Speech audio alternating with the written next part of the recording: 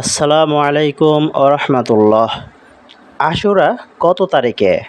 2026 সালের কত তারিখে আশুরা হবে?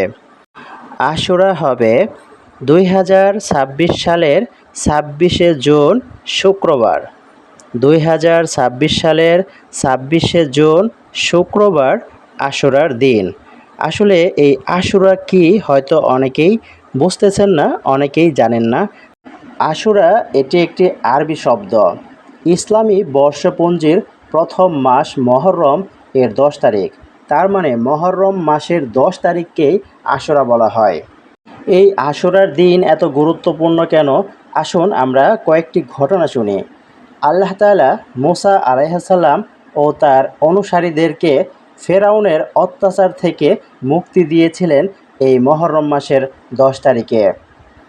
এই উপলক্ষে মুহাম্মদ সাল্লাল্লাহু আলাইহি সাল্লাম আশুরার রোজা রাখতেন এবং মুসলিমদেরকেও রোজা রাখতে উৎসাহিত করেছেন। অনেক মুসলমান 9 মুহররম, 10 মুহররম অথবা 10 ও 11 মুহররম রোজা রাখেন।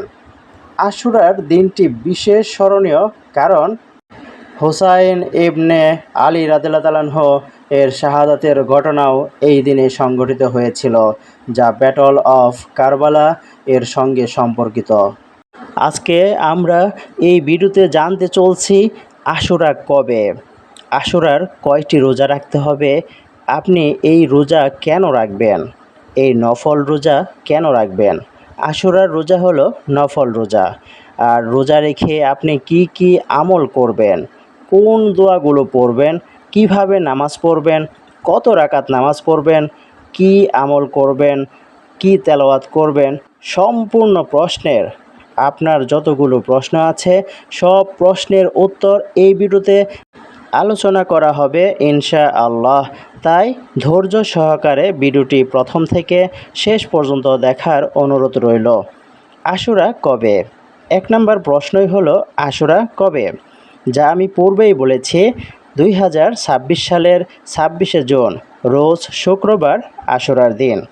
এখন প্রশ্ন হলো আশুরার দিনে বা মহররম মাস উপলক্ষে আপনি কয়টি রোজা রাখবেন? উত্তর হলো আপনি 2টি রোজা রাখবেন। মহররম মাসে 2টি রোজা রাখবেন। একটা হলো 9ই মহররম 25শে জুন, 9ই মহররম 25শে জুন বৃহস্পতিবার।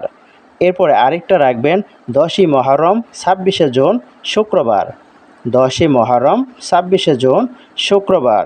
সম্ভব হলে আপনি 3টি রোজাও রাখতে পারেন, 9, 10, 11। তবে আশুরার রোজা কিন্তু 2টি। আমরা বাঙালি, আমরা যে কোনো প্রশ্নের উত্তরটাই জানতে চাই। এখন প্রশ্ন ছিল যে আমরা কেন রোজা রাখব, আপনি কেন রোজা রাখবেন। এর উত্তরে বলবো আমাদের প্রিয় নবী হজরত মুহাম্মদ মুস্তাফা সাল্লাল্লাহু আলাইহি সাল্লাম আশুরার রোজা রাখতেন এবং সাহাবীগণকেও রাখতে উৎসাহিত করেছেন। যেখানে নবীজি সাল্লাল্লাহু আলাইহি সাল্লাম নিজেই রেখেছেন এবং সাহাবীদেরকেও বলেছেন রাখার জন্য, সেখানে আমাদের তো অবশ্যই রাখতে হবে। আশা করি আশুরার রোজার কারণে, আশুরার রোজা রাখার কারণে আল্লাহ তাআলা আমাদের পূর্ববর্তী আগের 1 বছরের ছোট সগীরা গুনাহগুলোকে মাফ করে দিবেন। সুবহানাল্লাহ। তার মানে আমরা যদি আশুরার মধ্যে রোজা রাখি, 2টি রোজা রাখি, তাহলে আল্লাহ তাআলা আমাদের পূর্ববর্তী আগের 1 বছরে যত ছোটোখাটো গুনাহ ছিল সব গুনাহ আল্লাহ তাআলা মাফ করে দিবেন। এখন আসুন আমরা জানি আশুরার রোজা রাখলে কী লাভ হবে। আশুরার রোজা আমরা কেন রাখব, কোন লাভে রাখব, এই রোজা রাখলে আমরা কি পাবো। 1 নাম্বার পাওয়াটাই হলো আল্লাহ তাআলার সন্তুষ্টি অর্জন হবে। সুবহানাল্লাহ। আল্লাহ যদি আমাদের প্রতি সন্তুষ্ট হয়ে যায়, আমাদের আর কি লাগে বলুন। এরপরে যে লাভটা হবে তা হলো পূর্ববর্তী 1 বছরের ছোট গুনাহ মাফের আশা করা যায়, যেটা একটু আগেই বলেছি। এরপর সুন্নতের অনুসরণ করা হবে, যেখানে আমাদের নবীজি সাল্লাল্লাহু আলাইহি সাল্লাম নিজেই রোজা রেখেছেন, সাহাবীরাও রেখেছেন। এটা যদি আমরা আমল করি তাহলে সুন্নতের একটা অনুসরণ করা হবে। আর সুন্নতের কি মর্যাদা আপনারা তো অবশ্যই জানেন।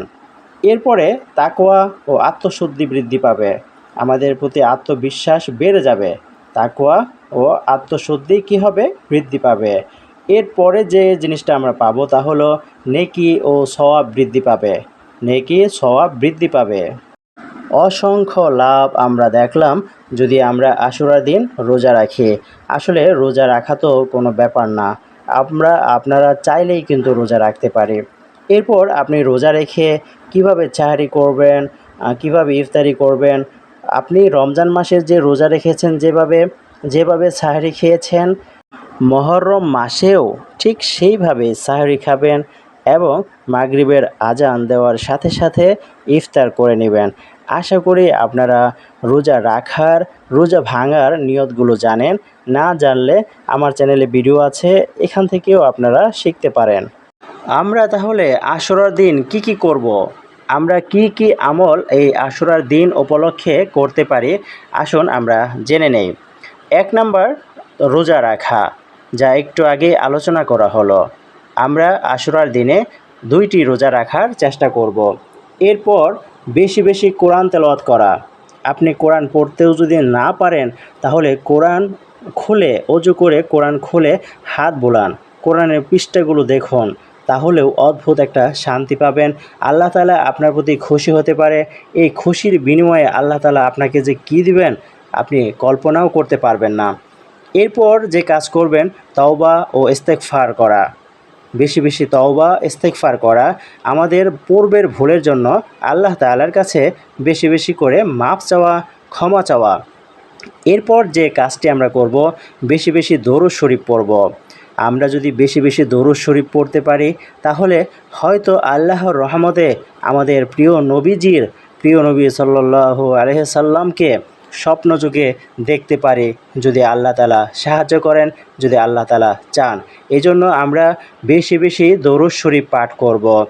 এরপরে যে কাজটি করব, আল্লাহর জিকির করব। বেশি বেশি জিকির করব, আল্লাহকে স্মরণ করব, আল্লাহকে ডাকব। এরপর যে কাজটি করব তা হলো নফল নামাজ পড়া। আপনি কয় রাকাত পড়বেন এটা কোনো ম্যাটার না, আপনি যত রাকাত পড়তে পারেন, সর্বনিম্ন 4 রাকাত থেকে শুরু করে আপনি সর্বোচ্চ যত রাকাত পড়তে পারেন সমস্যা নেই। নিয়তগুলো আগের নামাজের মতোই। এরপরে আপনি যে কাজটি করবেন, দান সদকা করবেন। এই দিনে আপনি যদি দান সদকা করেন, তাহলে অন্য দিনের তুলনায় বেশি সওয়াব পাবেন। এরপরে আপনি যে কাজটি করবেন, আত্মীয়-স্বজন আপনার যে আত্মীয়-স্বজন আছে, সেই আত্মীয়-স্বজনের খোঁজ খবর নেবেন। কেউ যদি খারাপ পজিশনে থাকে, তাহলে তার খোঁজ খবর নেবেন।